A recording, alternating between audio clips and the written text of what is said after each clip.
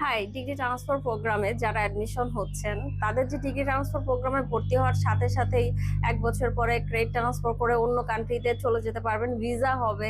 ব্যাপারটা কিন্তু এরকম না। প্রথমত আপনার একাডেমিক রেজাল্ট মেনটেন করতে হবে। সেকেন্ড হচ্ছে ডকুমেন্ট অ্যান্ড আদার যা যা লাগে প্রত্যেকটা জিনিসের ক্রাইটেরিয়া মিট করতে হবে।